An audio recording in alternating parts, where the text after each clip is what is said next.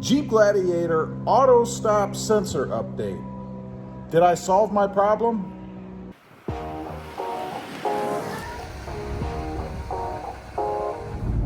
Well, good morning, everybody. How are you today? Pretty good here. So, did I correct the problem with my auto stop by disconnecting the auto stop sensor on my Jeep Gladiator? You know, I made a video several days ago, maybe a week or so, where I had heard that there was this sensor on the battery, and I'll show you right here what I'm talking about. Okay, for those of you who hadn't seen the last video, let me show you what I'm talking about real quick. And if you want more information on it, check out the video where I actually disconnected it. But this is the sensor right here for the auto stop system. It's actually right below this wire on this terminal. Let's see if I can get you a better shot, maybe around here on it. Yeah, right. Yeah, it's hard to see on camera actually, but it's, oh, here you go, right here. See this black block? That's actually the sensor, and the wiring runs back here. I'm assuming maybe inside to the stop start button or something. I'm not exactly sure where it goes, but that is the auto stop sensor I'm talking about. But that sensor on the battery could possibly not be connected, or maybe, well, not connected, but have a loose connection and be causing my auto stop failure problem. So I disconnected, as I showed in that video, I disconnected the sensor altogether, pulled it off the terminal, left it sit for just a few seconds. I didn't go crazy or anything. And then I put it back on, and I didn't notice any problems with it. It wasn't loose. It seemed to be well connected.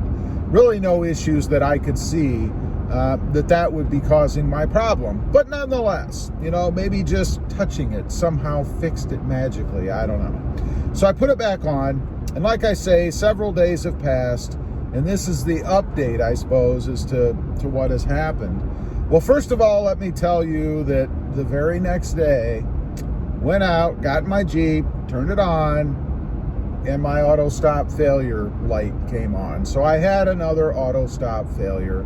And as is the case with this problem for me, when I turned the Jeep off, turned it back on, the system was functioning fine. The auto stop went away.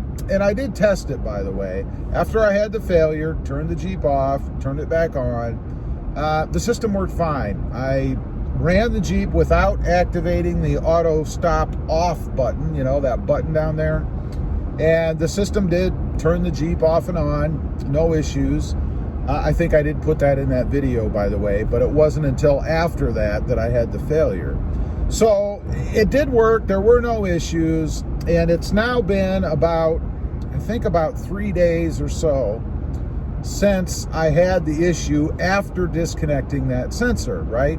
And I haven't had any more. There haven't been any more pop up, but as is typical, once I get that error message, turn the Jeep off, turn it back on, and all is functioning fine, I don't get any more failures for 3 or 4 or 5 days after that. It's kind of strange. And you know, a lot of people have told me, and people keep suggesting, that it's the auxiliary battery. You know, the battery that sits underneath the fuse block. What a great, convenient location. You see, normally I would have just replaced that battery myself, probably. But not if I have to pull the fuse panel off and all that. I just don't want to screw with that. So a lot of people have suggested that maybe it is the auxiliary battery, and I should take it in and have that fixed.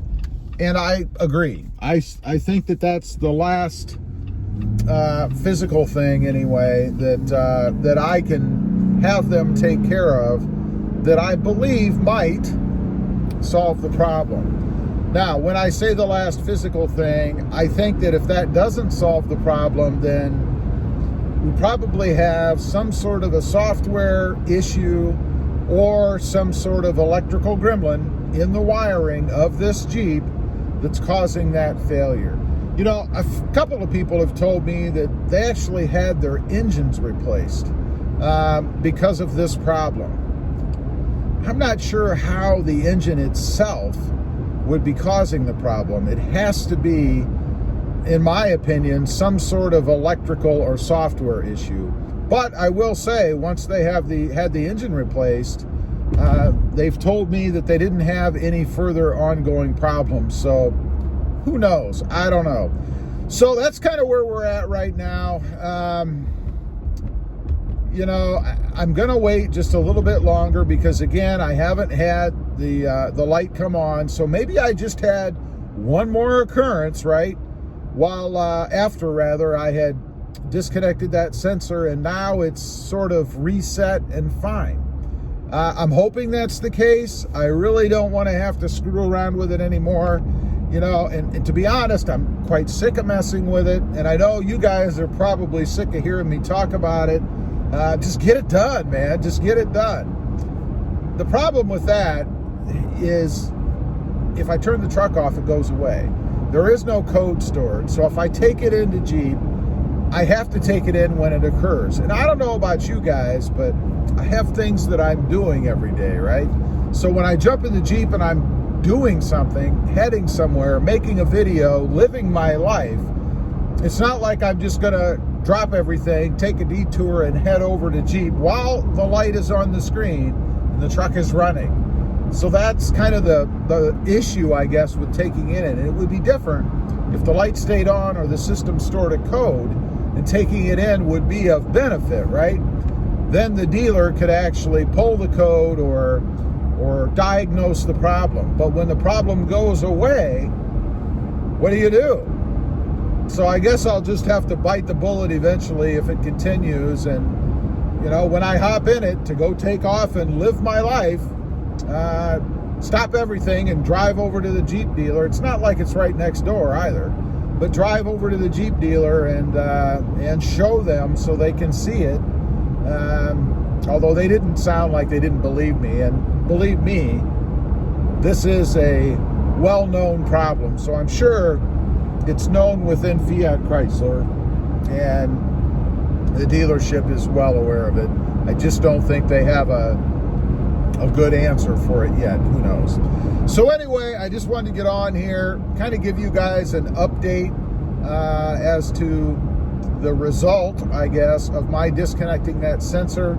Let you guys know what's going on, so that if you're having that problem, you know, I would still go ahead and check that, make sure that it's tight, that there's no loose connections there, because it does sound like a logical reason as to why the system would fail. But for me, at least so far, did not seem to solve the problem. By the way, I have no failure right now. Everything is copacetic.